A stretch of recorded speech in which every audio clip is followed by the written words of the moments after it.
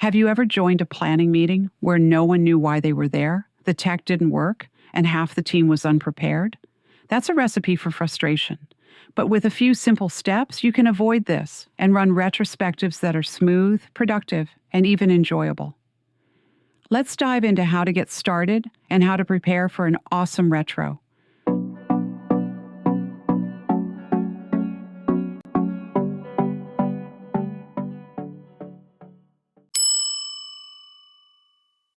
Before you schedule anything, be clear on what you want to achieve. Step 1. Define your goal. Is it a routine team check-in?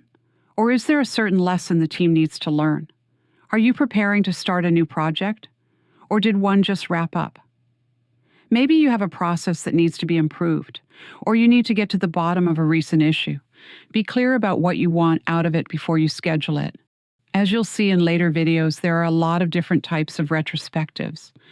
A simple change of context in a retrospective can change the outcome drastically.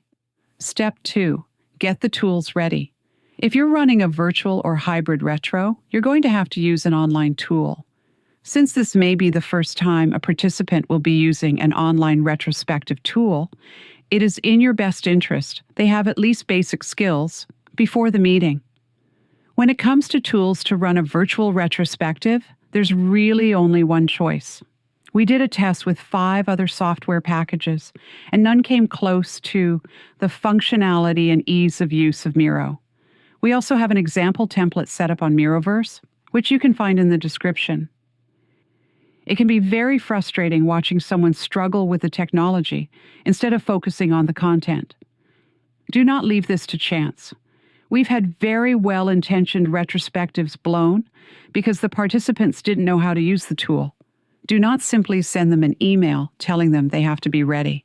It's worth your while to follow up and even spend 10 to 15 minutes running through a mock retro with the team.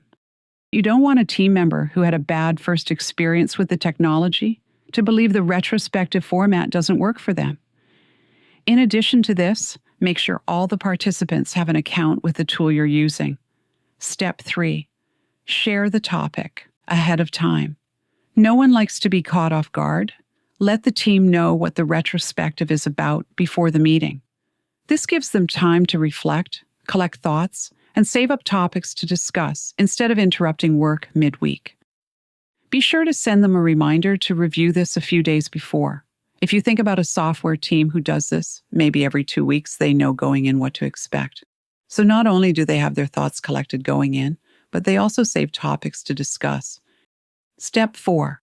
Pull together a brief agenda and make sure it's included in the invite to the retrospective.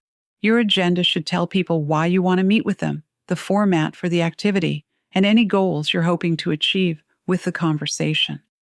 The agenda helps communicate to people that they will only have a specific amount of time to organize their thoughts and share their topics. Share with them the type of retrospective you are planning on running and explain to them how it works. There are many, many different flavors of retrospectives, and it'll be useful for people to understand the rules before they join. Suggest on your agenda that they should take some time before the retrospective to consider and write down the topics they want to discuss. Step 5. Recording and transcription. Whether you use a recording or an auto-transcription tool, make sure participants know in advance and give consent. This way, you'll have an accurate record to review, and you avoid the risk of losing important insights. This saves you from scrambling for permission later. Even with auto-transcription tools, a recording can sometimes be helpful to understand points that might be contentious. Step 6. Consider cameras optional. At Virtira, we ran a study showing that being on camera increases anxiety for nearly half of participants, especially younger team members. So unless video adds real value, keep cameras optional. Step 7. Schedule in advance. This one's probably a no-brainer, but try to avoid surprising people with a large meeting at the 11th hour. If you're going to schedule a retrospective, make sure you plan it well in advance.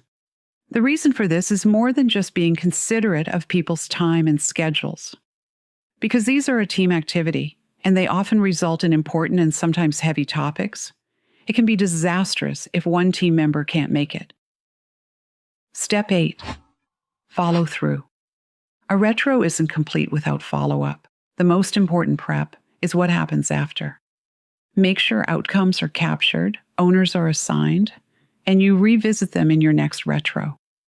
Otherwise, the whole exercise risks being forgotten. So let's wrap up. Are you ready to guide your team through a retrospective? Before moving on, make sure you've covered these key areas. Clear goals, tools set up and tested, topics shared ahead of time, agenda included in the invite, recording permissions in place, cameras optional, meeting planned well in advance. Get these right, and your retrospective will be far more effective. And don't forget, practice makes perfect.